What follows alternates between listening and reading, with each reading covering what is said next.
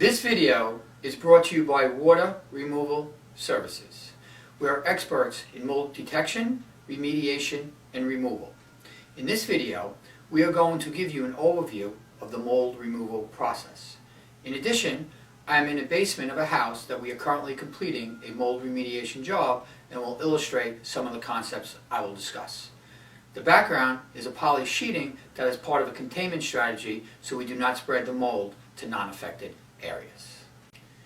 Mold needs three things to grow: oxygen, a food source, and most importantly, moisture. Oxygen is all around us and is always available for mold growth.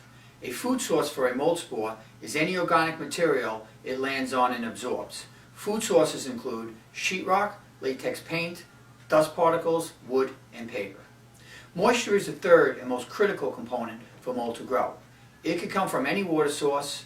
Some examples include a poorly ventilated bathroom, damp basements and crawl spaces, flooding or water getting into the walls, broken or leaking pipes, leaking windows, leaking air conditioners. Obviously there are many others, but these are just some. Mold typically has a musty smell that alerts people to possible issues. Before starting any mold project, these general issues should be addressed. First, safety of the occupants and the individuals performing the mold remediation work. You should take all necessary actions to prevent cross-contamination or the spreading of the mold to non-affected areas. Eliminate the water source, which is creating the mold environment. Be sure to eliminate all mold with a process designed for non-porous, semi-porous, and porous materials. Porous is defined as the ability of a material to absorb water or for the water to penetrate. An example of a non-porous item would be glass or glazed tile. Carpet or sheetrock are considered porous, and wood and concrete are semi-porous. Locating the water or moisture source in a mold remediation process is a basic requirement for the mold project to be successful. As we discussed, moisture is the most critical element and must be eliminated for any mold project to be successful. The moisture source must be determined and eliminated. This can be as simple as a broken pipe or can be quite tricky to determine the source. The water source must be determined and eliminated. The following is an overview how to clean the affected area in a mold remediation project.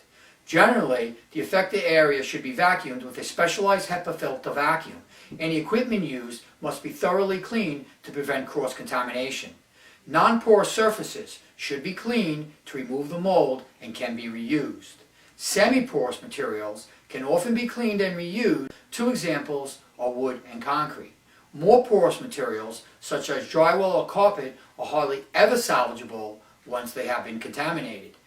An application of an antimicrobial agent is typically applied after removing as much of the mold as possible.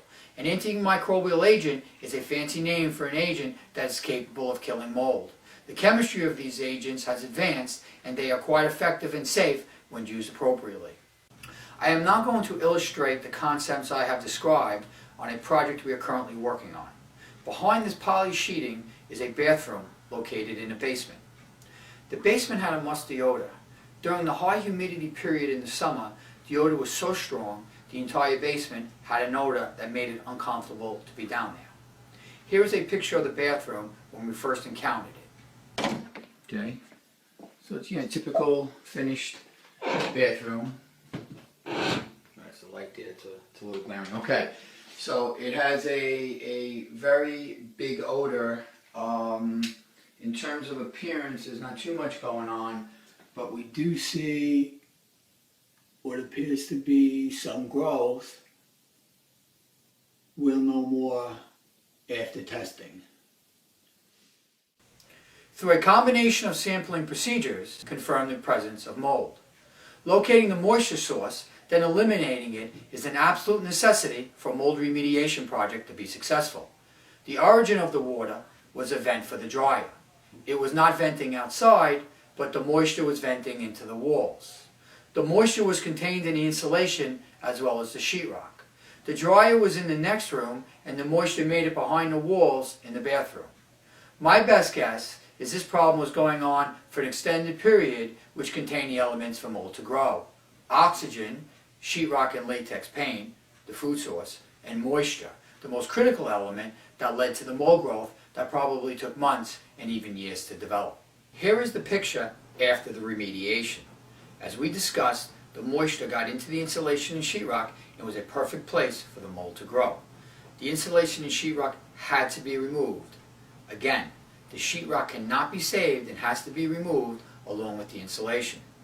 We use a specialized HEPA vacuum on all surfaces to remove as much mold spores and dust particles as possible.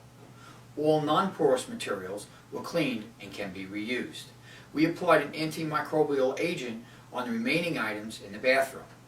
After the bathroom was completely dried, we used our HEPA vacuum again, wiped off the remaining items with a cloth moistened with our antimicrobial agent. I want to emphasize that we use specific protocols to ensure there was no cross-contamination in the cleaning process. The wood, a semi-porous material, was sanded, treated with an antimicrobial, dried and sealed so we can be assured there was no chance for any mold to grow. I would like to emphasize some important concepts as illustrated on this job. The amount of visible mold on the wall was relatively small, but the bathroom created an uncomfortable smell in a 900 square foot basement. After confirmation that mold existed, locating and eliminating the water source was absolutely necessary. It was quite tricky and took some detective work to locate and solve the problem. The sheetrock, which was contaminated, had to be removed along with the wet insulation. The mold was in the sheetrock, and an application of an antimicrobial agent would not have solved the problem. Additionally, the water source would not have been found and stopped, and the insulation and sheetrock was still wet, and mold would have continued to grow. A major concern in a mold remediation project is cross-contamination, or the spreading of mold from an affected area to a non-affected area. We have set up a containment area to ensure that cross-contamination does not occur. Mold growing from the bathroom to other areas of the basement. There are a variety of procedures we use to ensure we do not contaminate other parts of the structure. Some techniques to prevent cross-contamination include setting up a containment area, negative air, making sure the HVAC system does not spread the contamination, and double bagging effective items in the affected area as to not contaminate other areas. We use a variety of personal protective equipment to ensure our safety during a mold project. Some basic equipment include an air purifying respirator. Here is a picture of a half-face respirator, a full-face respirator, a protective suit with gloves. Of course, a respirator would be worn with the suit. Thank you for watching this video. I hope you have gained some insight into the mold remediation process. I want to emphasize that this video provides a general overview of best practice.